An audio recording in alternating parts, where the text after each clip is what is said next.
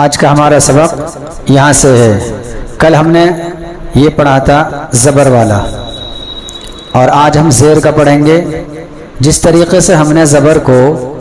بغیر کھینچے پڑھا تھا کہ حمزہ زبر آ، اسی طریقے سے ہم زیر کی پوری تختی کو بغیر کھینچ کر پڑھیں گے۔ ایسے پڑھیں گے: حمزہ زیر ای، با زیر بی، تا زیر تی، ثا زیر ثی، جیم زیر جی، حا زیر حی، خا زیر خی، دال زیر دی، ذال زیر ذی، را زیر ری، زا زیر زی، سین زیر سی، شین زیر شی، صاد زیر صی، ضاد زیر ضی، طا زیر طی، ظا زیر ضی، عین زیر عی، غین زیر غی، فا زیر فی، قاف زیر قی، کاف زیر کی، لام زیر لی، میم زیر می، نون زیر نی، واو زیر وی، ہا زیر ہی، حمزہ زیر ای، یا زیر یی، یا زیر یی۔ اب اس کو پڑھتے ہیں، ملا کر دیکھو کیسے پڑھیں گے۔ حمزہ زیر ای، با زیر بی، ای بی، لام زیر لی، ای بی لی، یعنی پہلے ہم دو حرف کی اور دو لیٹر کی ہجو کریں گے، اور اس کے بعد میں پھر دونوں کو ملا دیں گے، پھر تیسرے کی ہجو کریں گے،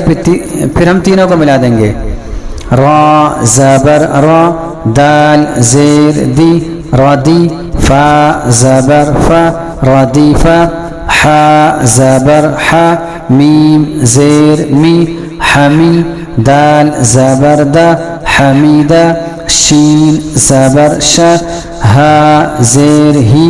شہی، دال زبر دا، شہیدہ، با زبر با، یہ با ہے، با زبر با، خا زیر خی، باخی، لام زبر لا، باخیلا، سین زبر سا، خا زیر خی، سخی، را زبر را، سخیرا، را زبر را، حا زیر حی، راحی، میم زبر ما، رحیمہ، لام زبر لا، عین زیر عی، لاعی، با زبر با، لاعیبہ، شین زبر شا، را زیر ری، شاری، با زبر با، شریبہ،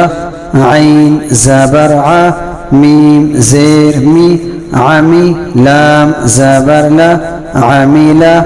با زبر با، را زیر ری، بری، قاف زبر قا، بریقہ، خا زبر خا، طا زیر طی، خطی، فا زبر فا، خطیفہ،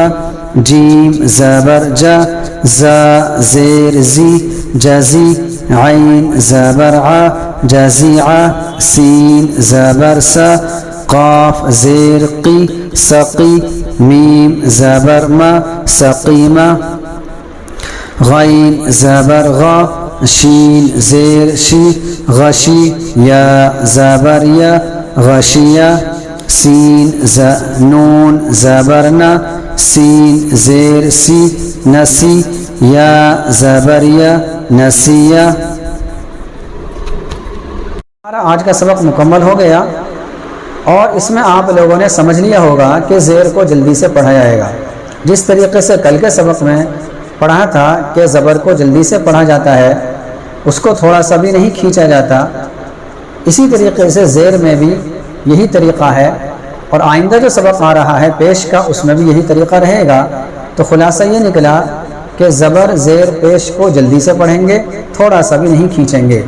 بعض لوگ ایسا کرتے ہیں کہ ان کو کھینچ کر پڑھتے ہیں۔ مثلا اگر کسی نے پڑھا ایبیلی، یہ لفظ ہے ایبیلی، صحیح معنی، صحیح طریقہ اس کا ایبیلی ہے، لیکن اگر کسی نے پڑھ دیا ایبیلی وہ غلط ہو جائے گا۔ اسی طریقے سے اگر کوئی شخص زبر کو زیادہ کھینچتا ہے یا پیش کو زیادہ کھینچتا ہے تو وہ بھی غلط ہو جائے گا۔ اور بعض مرتبہ ایسا ہوتا ہے کہ تھوڑا سا بھی کھینچنے سے معنی میں خرابی آ جاتی ہے اور نماز خراب ہو جاتی ہے۔ مثال کے طور پر قرآن کریم میں ہے ثم الینا لا ترجعون، اگر کسی نے اس کو نہیں کھینچا بالکل بھی، ثم الینا لترجعون پڑھ دیا تو اس میں نماز نہیں ہوگی۔ دیکھیں یہاں کھینچنا تھا، نہیں کھینچا، نماز نہیں ہوئی۔ اسی طریقے سے بعض مرتبہ ایسا ہوتا ہے کہ لفظ کو کھینچا نہیں جاتا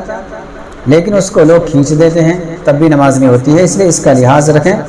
اور اس ویڈیو کو زیادہ سے زیادہ شیئر کریں تاکہ یہ آپ کے لیے صدقہ جاریہ بن جائے۔ السلام علیکم ورحمۃ اللہ وبرکاتہ۔